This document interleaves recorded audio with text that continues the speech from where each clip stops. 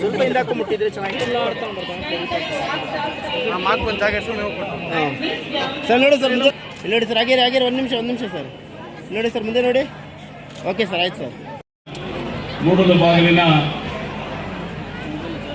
ಬಿಜಗುಂಡಳ್ಳಿ ಗ್ರಾಮ ಪಂಚಾಯತಿ ವ್ಯಾಪ್ತಿಗೆ ಸೇರಿರ್ತಕ್ಕಂಥ ಬಿ ವೆಂಕಟಾಪುರ ಕ್ರಾಸಲ್ಲಿ ಮದರ್ ತೆರೇಸಾ ಟ್ರಸ್ಟ್ ವೈಷ್ಣವಿ ವಿದ್ಯಾಸಂಸ್ಥೆಯಲ್ಲಿ ಇವತ್ತು 15ನೇ ವಾರ್ಷಿಕೋತ್ಸವವನ್ನು ಬಹಳ ಅದ್ದೂರಿಯಿಂದ ನಮ್ಮ ಶಾಲೆಯ ಸಿಬ್ಬಂದಿ ಮ್ಯಾನೇಜರು, ಇವರು ವ್ಯವಸ್ಥಾಪಕರಾಗಿರ್ತಕ್ಕಂಥ ರಾಜಪ್ಪ ಮತ್ತು ರಾಜೇಶು ಮತ್ತು ಅವರು ನಮ್ಮ ಶಿಕ್ಷಕರು, ಸಿಬ್ಬಂದಿ, ಮುಖ್ಯೋಪಾಧ್ಯಾಯರು ಕೂಡ ಸೇರಿ ಭಾಳ ಇಲ್ಲೆಲ್ಲ ಕೂಡ ಡ್ಯಾನ್ಸ್ ಮಾಡಿಸ್ಬೇಕಂದ್ರೆ ಡ್ಯಾನ್ಸ್ ಪ್ರೋಗ್ರಾಮ್ಗೆ ಡ್ಯಾನ್ಸನ್ನು ಕರೆಸಿ ಡ್ಯಾನ್ಸ್ ಮಾಡಿಸ್ತಾರೆ ಸ್ಕೂಲ್ನಲ್ಲಿ.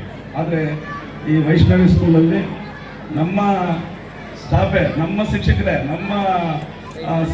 ಇವತ್ತು ಈ ಮಕ್ಕಳೆಲ್ಲ ಇಷ್ಟೊಂದು ತಯಾರು ಮಾಡಿದ್ದಾರೆ. ಅವರಿಗೆ ಮೊಟ್ಟ ಮೊದಲನೇದಾಗಿ ವೈಷ್ಣವಿ ಶಾಲೆಯ ಮುಖ್ಯೋಪಾಧ್ಯಾಯರು, ವ್ಯವಸ್ಥಾಪಕರು ಎಲ್ಲ ನನ್ನ ಮೆಚ್ಚಿನ ತಂಗಿಯರಾಗಿರ್ತಕ್ಕಂಥ ಶಿಕ್ಷಕಿಯರೇ ಏನು ಈಗಾಗಲೇ ಎಲ್ಲರೂ ಕೂಡ ವೇದಿಕೆಗೆ ಎಲ್ಲ ಹಿರಿಯರೆಲ್ಲ ಕೂಡ ಬಂದಿದ್ರು. ಒಳ್ಳೆ ಈಗಾಗಲೇ ಇರ್ತಕ್ಕಂಥ ನಮ್ಮ ಹರೀಶ್ ಗೌಡ ಇರ್ಬೋದು, ಕಲ್ಲಿ ಇರ್ಬೋದು, ನಮ್ಮ ಮಂಜಣ್ಣ ಇರ್ಬೋದು, ನಮ್ಮ ರಾಜೇಶ್ವರ, ರಾಜಪ್ಪ ಮತ್ತು ಎಲ್ಲ ಕೂಡ ಇರ್ತಕ್ಕಂಥ ಎಲ್ಲ ಶಿಕ್ಷಕರು ವೇದಿಕೆ ಬಂದಿರ್ತಕ್ಕಂಥ ಎಲ್ಲ ನನ್ನ ನೆಚ್ಚಿನ ಅಣ್ಣ ತಮ್ಮಂದಿರು, ಅಕ್ಕ ತಂಗಿಯರೇ, ಇವತ್ತೇನು ಈ ಶಾಲೆಯಲ್ಲಿ ಪ್ರತಿ ವರ್ಷವೂ ಈ ಕಾರ್ಯಕ್ರಮ ಇರ್ತೀವಿ ಅಂತ ಇದ್ದರೆ ಮಕ್ಕಳಿಗೆ ಒಂದು ಆಸೆ, ಅವ್ರಿಗೊಂದು ಆಸಕ್ತಿ ಇರ್ತದೆ. ಈ ಡ್ಯಾನ್ಸ್ ಮಾಡೋದ್ರಿಂದ ನಿಮಗೂ ಒಂದು ಖುಷಿ ಇರ್ತದೆ, ಆ ಮಕ್ಕಳಿಗೂ ಒಂದು ಖುಷಿ ಇರ್ತದೆ. ಯಾಕಂದರೆ ಇವತ್ತು ವಿದ್ಯಾಭ್ಯಾಸಕ್ಕೆ ನೀವು ಕಷ್ಟ ಬಿದ್ದು ಮಕ್ಕಳಿಗೆ ಸೀಮೆ ಹೆಸರು ಸಾಕೊಂಡು ಕೂಲಿಗೆ ಹೋಗಿ ಆ ಮಕ್ಕಳನ್ನ ಇವತ್ತು ಪೋಷಣೆ ಮಾಡಿ ಇವತ್ತು ಸೋಲಿಸ್ತಾ ಇದ್ದೀವಿ. ನನಗೊಂದು ನೋವೇನಂದರೆ, ದಯವಿಟ್ಟು ಮಕ್ಕಳನ್ನ ಮನೆಯಲ್ಲಿ ಫೋನ್ ಕೊಡಬಾರ್ದು. ಅದು ಇನ್ನೊಂದು ಜೊತೆಗೆ ಏನಾಗುತ್ತೆ ಅಂದರೆ, 3 ಜನ ಮಕ್ಕಳಿದ್ರೆ, ಒಂದು ಗಂಡು ಮಗುದ್ರೆ, 2 ಹೆಣ್ಣು ಮಕ್ಕಳಿದ್ರೆ ಏನು ಮಾಡ್ತೀವಿ ಅಂದರೆ, ನೀವು ಹೆಚ್ಚಿಗೆ ಆದ್ಯತೆ ಗಂಡು ಮಗು ಕೊಡ್ತೀವಿ, ಹೆಣ್ಣು ಮಕ್ಳಿಗೆ ಕೊಡಲ್ಲ. ಹೆಣ್ಣು ಮಕ್ಕಳೇ ಇವತ್ತು ಚೆನ್ನಾಗಿ ಓದೋದು, ಅವನಿಗೆ ಎಲ್ಲ 2 ವರ್ಷ ಎಲ್ಲ ಸೌಕರ್ಯ ಅವ್ರು ಮಾಡ್ತಾರೆ. ಹೆಣ್ಣು ಮಕ್ಕಳು ಆ ಮಗುಗೆ ಸ್ನಾನ ಮಾಡಿಸೋದು, ಗಂಡು ಮಗು ಎಲ್ಲ ಮಾಡ್ತಾರೆ. ಅವನಿಗೆ 7ನೇ ಕ್ಲಾಸ್ನಲ್ಲಿ ಫೋನ್ ಕೊಡ್ತೀವಿ. ದಯವಿಟ್ಟು ಫೋನ್ ಕೊಡ್ಬೇಡ್ರಿ. ಇವತ್ತು ಈ ಸಮಸ್ಯೆಯಲ್ಲಿ ದಯವಿಟ್ಟು ಏನು ಈಗಾಗಲೇ ನಾನು ಪತ್ರಿಕಾ ಮಾಧ್ಯಮ ಮುಂದೆ ಮನವಿ ಮಾಡಿದ್ದೀನಿ. ಈಗಾಗಲೇ ನನಗೇನು ಯಾರು ಕೂಡ ಸಂಭಾವನೆ ಕೊಟ್ಟು ನನಗೆ ದುಡ್ಡು ಕಾಸು ಕೊಟ್ಟು ಸಹಕಾರ ಮಾಡಿ ಬಿಲ್ಡಿಂಗ್ ಕಟ್ಟಿ ಶಾಲೆ ಹೋಗೋದು ಓಪನ್ ಮಾಡಿಲ್ಲ. ನಾನು ಇವತ್ತು ನನ್ನ ತಮ್ಮ ನಮ್ಮಲ್ಲಿಲ್ಲ, ಡಿ ಶ್ರೀನಿವಾಸು, ಅವರು ವಿಧನಾಗಿರ್ತಾರೆ. ನಾವು ಅವ್ರು ನಿಂತ್ಕೊಂಡು ಇವತ್ತು ಶಾಲೆಯನ್ನು ಕಟ್ಟಿ ಶಾಲೆ ಕಟ್ಟೋದಕ್ಕೆ ಸಹಕಾರಿ ಮಾಡ್ತಕ್ಕಂಥದ್ದು ಭಾಳ ಜನ ಇದೆ. ಅವರೆಲ್ಲ ಬಂದೇ ಇಲ್ಲ, ಅವ್ರು ಮಾತಾಡ್ತಾ ಇಲ್ಲ. ಇವತ್ತು ಬಿ ವೆಂಕಟಾಪುರ ಗ್ರಾಮದಲ್ಲಿ ನಮ್ಮ ರೊಕ್ಕಪ್ಪತ್ತಿರೋರು, ಅವ್ರ ಪತ್ನಿ ರತ್ನಮ್ಮ ಮತ್ತು ಅವ್ರ ಮಗ ಸುರೇಶ್, ಇವರೆಲ್ಲ ಕೂಡ ನಮ್ಗೆ ಸಹಕರಿಸ್ತಾರೆ. ರಾಮಚಂದ್ರನ, ಅಲ್ಲಿ ವೆಂಕಟಸ್ವಾಮಿ, ಅವರೆಲ್ಲ ಈ ಗ್ರಾಮದವರು ಭಾಳ ಸಹಕರಿಸ್ತಾರೆ. ದೊಡ್ಡಬಣ್ಣಳ್ಳಿ ಇರ್ಬೋದು, ಚಿಕ್ಕಬಣ್ಣಳ್ಳಿ ಇರ್ಬೋದು, ಚಾಮರಾಜನಹಳ್ಳಿ ಭಾಳ ಸಹಕರಿಸ್ತಾರೆ. ವಿಶೇಷ ಏನಂದರೆ, ದಯವಿಟ್ಟು ಆಗಲೇ ಕಳೀಲಿ ಹೇಳಿದ್ದಾರೆ, ಈ ಶಾಲೆಯಲ್ಲಿ 10% ನಿಮಗೆ ಸ್ಟೂಡೆಂಟ್ ಸರ್ಟಿಫಿಕೇಟ್ ಸಿಗ್ತದೆ. 10% ಇದ್ದರೆ ಕೆಲವರಿಗೆ ನಾನು 500 ತಗೊಂಡ್ರೆ ಮೆಡಿಕಲ್ ಸೀಟ್ ಸಿಕ್ಕಲ್ಲ, MSc ಸೀಟ್ ಸಿಕ್ಕಲ್ಲ. ಅದಕ್ಕೆ ಇದನ್ನು ಸೇರಿದ್ರೆ 50% ಕಡಿಮೆ ಇದ್ರೂ ಸೀಟ್ ಸಿಗ್ತದೆ. ಅದರಿಂದ ಏನು ಇವತ್ತು ನಮ್ಮನ್ನು ಮನವಿ ಮಾಡ್ಕೊಂಡು ಎಲ್ಲರೂ ಕೂಡ ಮಕ್ಕಳು ಡ್ಯಾನ್ಸ್ ನೋಡಬೇಕು ಅಂತ ನಾನೆಲ್ಲ ಕಷ್ಟಪಟ್ಟು ಬಂದು ನಮ್ಮ ಸ್ಕೂಲ್ ನಾವು ಓದ್ತಾ ಇರುವಾಗ ರೂಲ್ ಇಟ್ಕೊಂಡು ಮತ್ತೆ ಟಿವಿಯನ್ನು ಹೊಡಿತಾರೆ. ಈಗ ಸುಮ್ಮನೆ ಕಿವಿ ಹಿಂಗಿಂದ್ರೆ ಹೋಗಿ ಅಪ್ಪ ಕೇಳ್ತಾರೆ, ಅಣ್ಣ ಕೇಳ್ತಾರೆ, ತಮ್ಮನ ಕೇಳ್ತಾರೆ, ಒಂದು ಗಲಾಟೆ ಮಾಡ್ತಾರೆ. ಅದರಿಂದ ದಯವಿಟ್ಟು ಮಕ್ಕಳಿಗೆ ಓದಕ್ಕೆ ಪ್ರೋತ್ಸಾಹ ಕೊಡಿ.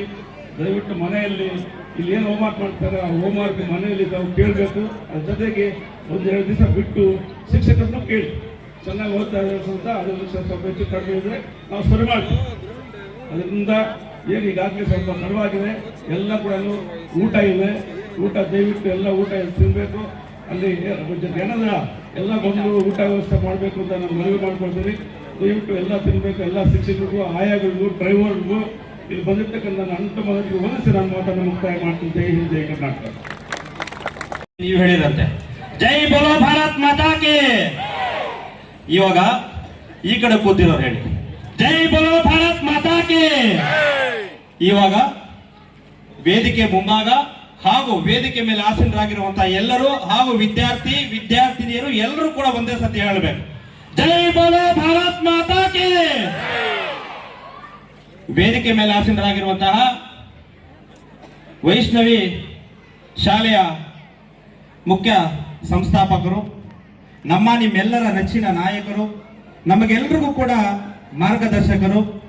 ಅದೇ ರೀತಿ ಈ ಒಂದು ಸಂದರ್ಭದಲ್ಲಿ ಒಂದು ಹೇಳಕ್ಕೆ ಇಷ್ಟಪಡ್ತೀನಿ, ಅವರು ಸಮಾಜ ಸೇವಕರು, ನಮಗೆಲ್ಲರಿಗೂ ಕೂಡ ಮಾರ್ಗದರ್ಶಕರು, ಹಾಗೆ ವಿದ್ಯಾರ್ಥಿ ವಿದ್ಯಾರ್ಥಿನಿ ಎಲ್ಲರಿಗೂ ಕೂಡ ಒಳ್ಳೆ ದಾರಿಯಲ್ಲಿ ಸಾಗಬೇಕು ಅನ್ನೋ ಮನೋಭಾವನೆ ಇಟ್ಕೊಂಡು ಈ ಒಂದು ಕಾರ್ಯಕ್ರಮ ಅದ್ಭುತವಾಗಿ ಸಂತೋಷದಿಂದ ಸಡಗರದಿಂದ ಈ ಕಾರ್ಯಕ್ರಮ ವಾರ್ಷಿಕೋತ್ಸವ ಕಾರ್ಯಕ್ರಮ ನಡೀತಾ ಇದೆ.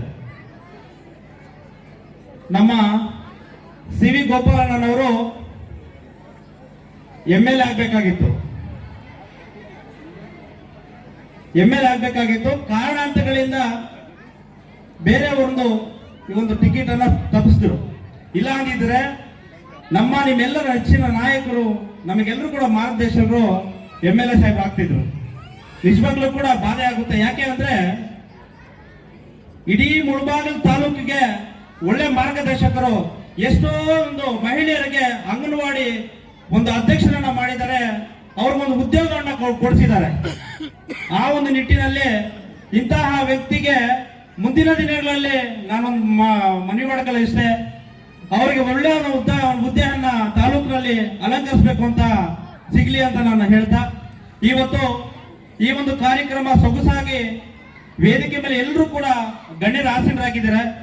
ತಮಗೆಲ್ಲರಿಗೂ ಕೂಡ ಈ ಕಾರ್ಯಕ್ರಮದ ಪರವಾಗಿ ಸ್ವಾಗತವನ್ನು ಬಯಸುವಂತ, ಅದೇ ರೀತಿ ವೈಷ್ಣವಿ ಶಾಲೆಯ ಎಲ್ಲ ಮುಖ್ಯ ಶಿಕ್ಷಕರು ಹಾಗೂ ಸಿಬ್ಬಂದಿ ವರ್ಗದವರು, ವಿದ್ಯಾರ್ಥಿ ವಿದ್ಯಾರ್ಥಿನಿ ಎಲ್ಲರೂ ಕೂಡ ತಮಗೆ ಸ್ವಾಗತವನ್ನು ಬಯಸುವಂತ, ನಾವೆಲ್ಲರೂ ಕೂಡ ಬಡತನದಿಂದ ಬಂದವರು.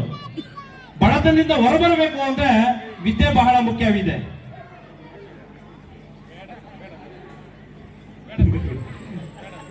ವಿದ್ಯಾಭ್ಯಾಸ ಬಹಳ ಮುಖ್ಯ ಇದೆ.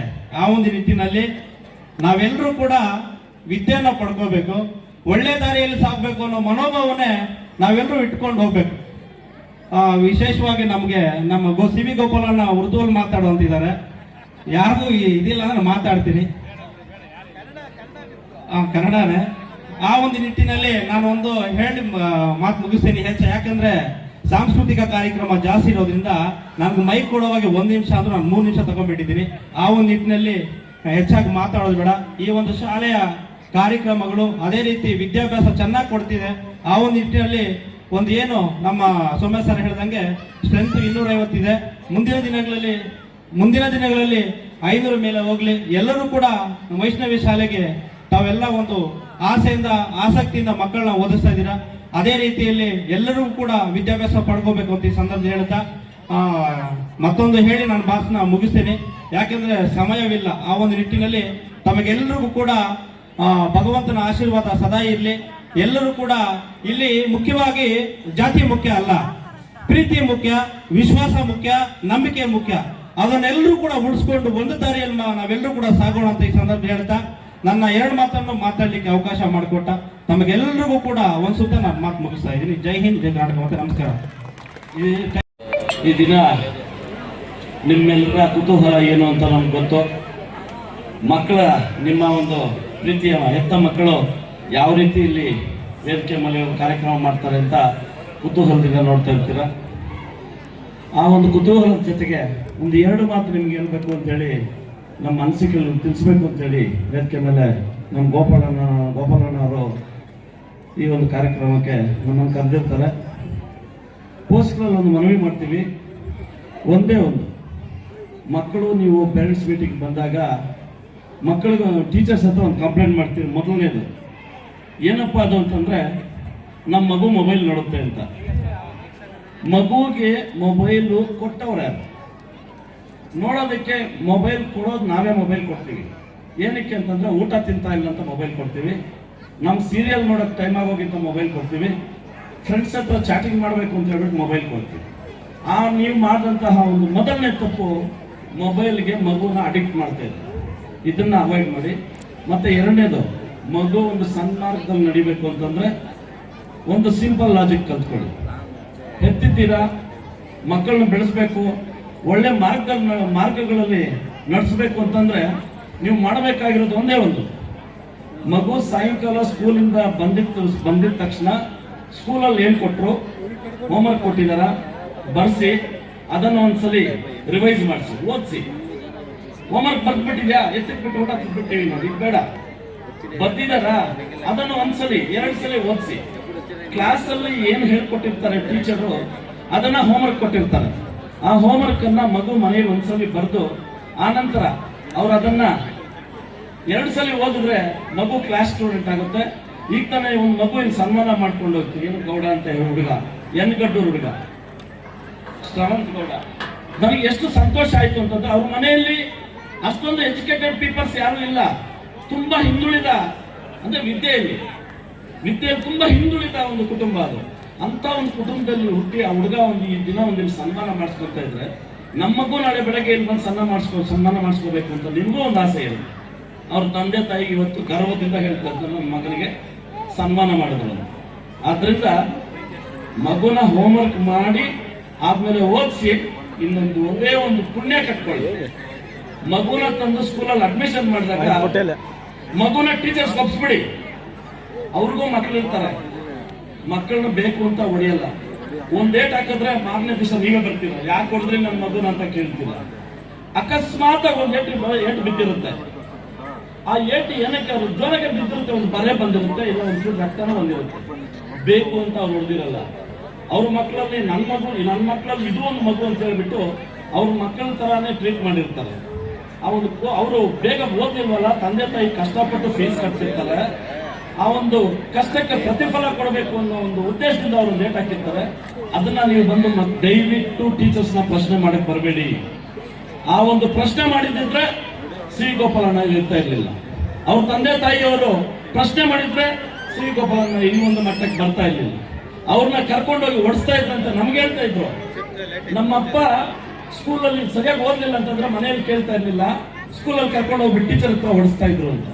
ಆದ್ರಿಂದ ದಯವಿಟ್ಟು ಮಕ್ಕಳನ್ನ ಟೀಚರ್ಸ್ ಒಪ್ಪಿಸ್ಬಿಡಿ, ಮನೆಯಲ್ಲಿ ಹೋಮ್ವರ್ಕ್ ಮಾಡಿಸಿ, ಓದಿಸಿ. ಇಷ್ಟೇ ನೀವು ಮಾಡ್ಬೇಕಾಗಿರೋದು. ನಿಮ್ಮ ಮಗು ಕ್ಲಾಸ್ ಸ್ಟೂಡೆಂಟ್ ಆಗ್ಲಿಲ್ಲ ಅಂತಂದ್ರೆ 1 ವರ್ಷ ನೀವು ದಯವಿಟ್ಟು ಈ ಒಂದು ಪಾಲಿಸಿ.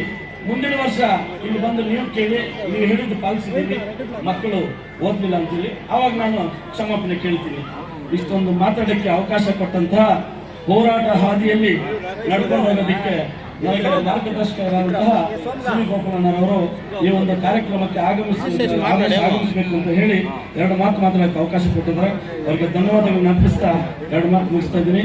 ಮತ್ತೊಂದು ನಮಗೊಂದು ಖುಷಿ ಸಂಗತಿ ಏನು ಅಂತಂದ್ರೆ, ಯಾವ ಸ್ಕೂಲ್ ಹೋದ್ರೆ ತೆಲುಗು ಹಾಡು, ತಮಿಳು ಹಾಡು, ಹಿಂದಿ ಹಾಡು, ಅಲ್ಲಿ ಕೂತ್ಕೊಂಡು ನೋಡ್ತಾ ಇದ್ರೆ ನಮ್ಗೆ ಎಷ್ಟು ಆನಂದ ಆಗುತ್ತೆ. ನಮಗೆ ಅನಂತ ಧನ್ಯವಾದಗಳು ಬರೀ ಕನ್ನಡ ಹಾಕಿದ್ದಕ್ಕೆ. ಇಷ್ಟು ಹೇಳಿ 2 ಮಾತು ಮುಗಿಸ್ತೀನಿ. ಜೈ ಹಿಂದ್, ಜೈ ಕರ್ನಾಟಕ.